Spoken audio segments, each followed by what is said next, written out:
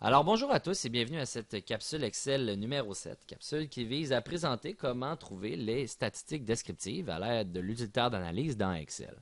Donc c'est quoi les statistiques descriptives? En fait, c'est le moyen d'obtenir les mesures de tendance centrale, de position et de dispersion, donc moyenne, médiane, écart type. Donc on va utiliser ce qu'on appelle l'utilitaire d'analyse qui va nous permettre d'avoir une macro-commande. Une macro-commande, c'est quoi? En fait, c'est une série de fonctions où est-ce qu'on n'a pas à aller dans la partie fonction ici chercher une fonction après l'autre. Donc, au lieu de juste aller faire la moyenne, au lieu d'aller faire la médiane, au lieu d'aller faire l'écart type. Donc, on va pouvoir avoir toutes ces données-là d'un seul coup avec l'utilitaire d'analyse. Donc, pour aller utiliser l'utilitaire d'analyse, on va dans l'onglet Données.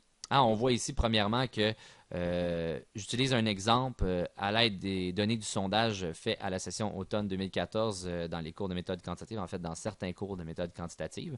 Donc, on a évalué l'âge des 172 répondants. Donc, évidemment, c'est une quantitative discrète. On va juste faire les mesures de tendance, position, puis de dispersion pour les quantitatives, parce que pour les qualitatives, on sait que la moyenne n'existe pas, donc écart type non plus. Ça devient moins pertinent. Donc, à l'aide de ces données-là, on va aller utiliser l'utilitaire d'analyse pour obtenir nos différentes mesures. Donc, comme je disais dans l'onglet Données en haut ici, on va avoir à la fin ici l'utilitaire d'analyse. Moi, vous voyez, il n'est pas là. Dans certains cas, on ne l'aura pas d'affiché. Il ne sera pas là par défaut avec les différentes versions d'Office. Pour aller le chercher, ce qu'on va faire, on va cliquer le bouton droit dans le ruban en haut ici. Donc, de façon à aller personnaliser ce ruban-là. En fait, c'est comme personnaliser la barre d'outils. Donc, personnaliser le ruban. Ensuite, ce qu'on veut ici, là, en fait, on peut aller modifier toutes les options qu'on a dans le ruban. Donc, moi, je suis dans la section Données. Dans la section Données, il y a différents outils ici. On voit par exemple Plan qui est là, donc on aurait Plan et ses différentes options à l'intérieur. Donc, on peut aller rajouter toutes les commandes qu'on veut. Nous, en fait, c'est des compléments. C'est des outils additionnels à Excel qui nous permettent de faire ce qu'on appelle les macro-commandes, donc avoir plusieurs éléments d'un seul coup. Et ce qu'on va rajouter comme outil complémentaire, c'est Analyse Toolpack. Donc, Analyse Toolpack, un complément Excel, on va atteindre, et on va aller cocher Analyse Toolpack. Pas le VBA, seulement Analyse Toolpack. On appuie sur OK. Et on voit que l'utilitaire d'analyse est apparu ici. Donc, comment marche l'utilitaire d'analyse? En fait, on va avoir besoin des données. Donc, moi, j'ai fait une feuille dans laquelle j'ai copié les données qui étaient dans la feuille données codée du sondage de l'automne 2014. Donc, on va avoir les données qui sont en fait l'âge des 172 répondants. On va dans l'utilitaire d'analyse. On a un choix qui s'appelle statistiques descriptives. Donc, c'est ce qu'on veut faire, on le choisit. Premièrement, plage d'entrée. C'est quoi les données qu'on veut insérer? C'est les données de la colonne C qui est ici. Donc, on va bien CAC. Donc, on a la colonne C au complet. Il faut cocher, dans un cas comme le mien, intitulé en première ligne. Pourquoi? Parce que ma première case, ce n'est pas une donnée. Ma première case, c'est un descriptif de la question. Par conséquent, on ne veut pas le considérer dans le calcul. Ça va donner une erreur. Donc, intitulé en première ligne.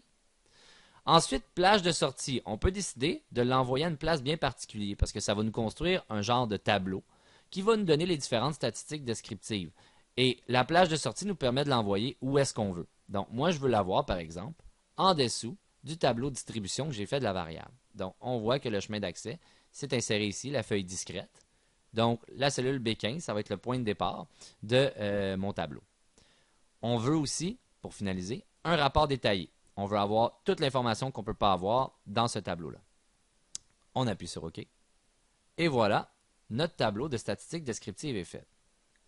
On va devoir le modifier parce qu'il y a des éléments là-dedans qui ne nous intéressent pas. Par exemple, la moyenne, on la veut. L'erreur type, on ne s'en sert pas dans le cadre du cours. La médiane, le mode, l'écart type, à préciser ici que l'écart type, c'est un écart type pour un échantillon. La variance, on peut l'utiliser. La variance, c'est en fait le carré de l'écart type. Donc, on va l'utiliser dans le cadre du cours. Le coefficient d'aplatissement, on n'aura pas de besoin. Coefficient d'asymétrie, on n'aura pas besoin non plus. La plage, en fait, c'est l'étendue. Minimum, maximum, on peut le garder. La somme, plus ou moins intéressante dans le cadre du cours, donc on peut le supprimer. Et le nombre d'éléments, en fait, dans l'échantillon, le nombre de données revient au même, donc nombre de données. Évidemment, on n'a pas nos mesures de position, on n'a pas les quartiles. Il nous manque aussi, si jamais on voudrait calculer l'écart type pour une population, et aussi le coefficient de variation, qui est une mesure de dispersion qui est assez importante dans le cadre du cours. Donc, on va aller voir comment, premièrement, on calcule un quartile. Donc, par exemple, le premier ou le troisième quartile. Évidemment, le deuxième, c'est la médiane. Donc, par exemple, le premier quartile. Pour trouver le premier quartile, on va aller faire la fonction manuellement. Donc, fonction ici. On va aller marquer quartile. On va avoir les fonctions pour les quartiles. On va choisir quartile inclure. On choisit la matrice qui est en fait les données duquel on veut calculer le quartile. Donc, les données, colonne CAC. Et quel est le quartile qu'on veut calculer? Ben là, ça nous le dit. Hein? On met le chiffre dépendamment du quartile qu'on veut. Donc, moi, je veux le premier quartile. J'obtiens 17. Est-ce que c'est bon? On va aller vérifier avec le tableau de distribution. À quel moment je dépasse 25% de pourcentage cumulé? On voit que c'est entre la première et deuxième valeur du tableau. Donc, quand on arrive dans la deuxième valeur, on a dépassé 25%. Donc, notre 25% se situe à l'intérieur de la deuxième valeur. Et la deuxième valeur, c'est bel et bien 17 ans. Donc, Q1. Ensuite, on veut trouver l'écart type pour une population. Donc, écart type, population. On s'en va encore une fois dans les fonctions. Cette fois-là, on voudrait avoir un écart type. Bon, je pourrais marquer écart type. C'est quoi les options d'écart type que j'ai? Donc, on les voit ici. Laquelle utiliser? Pour l'écart type d'une population, on va utiliser l'écart type Pearson.